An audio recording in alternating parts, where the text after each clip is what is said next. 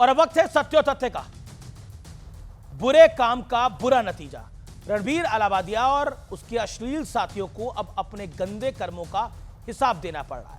उन्होंने अश्लील कंटेंट बना बनाकर आज तक खूब दौलत और शोहरत कमाई, लेकिन श्री कृष्ण ने कहा है कि अति का अंत निश्चित है। याद करिए शिशुपाल को भी 100 अपराध करने की ही छूट थी।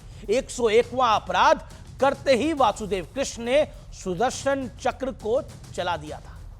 और इस ब्रिगेड पर भी अब समय की मार पड़नी शुरू हो गई है। जनता जनार्दन ने तो इन्हें कुछ हद तक अनसब्सक्राइब करा ही है और अब क्रिकेट के लेजेंड युवराज सिंह और विराट कोहली ने भी इस अलाहाबादिया को इंस्टाग्राम से अनफॉलो कर दिया है कि इस गंदे आदमी को हम फॉलो नहीं करेंगे। यानी जिन पब्लिक ने इन्हें शोहरत दी, अब उसी पब्लिक ने इन्हें सबक सिखाना शुरू कर दिया है। ये अच्छी बात है, क्योंकि ये लड़ाई सोसाइटी वर्सेस वल्गैरिटी की है। हालात ऐसे हो गए हैं कि हंसी ठहाकों के साथ माता पिता के लिए गंदी, भद्दी और अश्लील बातें करने वाले रणवीर अब बयान दर्ज कराने के लिए पुलिस के पास नहीं जाना चाहते हैं, डर रहे हैं। रणवीर ने पुलिस से गुहार लगाई कि उनके बयान उनके घर आकर लीजिए, लेकिन पुलिस ने इससे साफ इंकार कर दिया। डर्टी ब्रिगेड के लीडर समय राणा की भी मुश्किलें बढ़ रही हैं।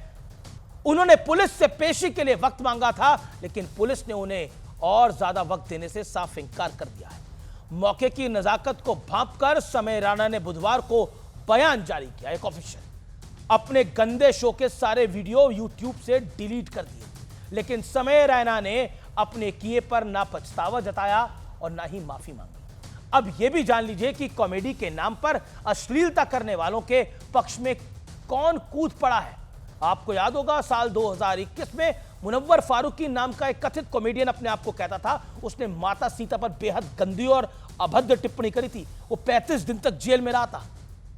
उनसे समय रैना एंड ब्रिगेड के पक्ष में कहा है कि आर्ट स्प्रिंग की तरह होता है, जितना दबाओगे उतना ऊपर उठेगा। तो घर में बैठ के एक प्राइवेट शो ले ये व्यक्ति, उनसे अपने मां बाप के सामने, अपनी खाला के सामने ले और एहसास करे कि कितनी गंदी बातें होती हैं। लेकिन गंदी जुबान वाले की पैरवी के लिए एक पुराना डिफॉल्टर मैदान में कूदा है। इनके पास काबिलियत के नाम पर सिर्फ अश्लीलता है और टॉपिक के नाम पर सिर्फ आपकी भावनाएं। शायद इन्हें गलतफहमी है कि ये लोग सभ्य समाज में गाली देंगे और इनका कुछ नहीं बिगड़ने वाला है। 2-4 दिन के बाद हंगामा शांत हो जाएगा हमेशा की तरह और आप सब कुछ भूल जाएंगे। अब यह फैसला आपको लेना है कि इस बार आपको सब भूलना है या नहीं। इन लोगों को यह मैसेज देना जरूरी है। अब बस बहुत हुआ, इनके जैसे अश्लील किरदार हमारे रोल मॉडल हो ही नहीं सकते। यह सब अब और नहीं चलेगा।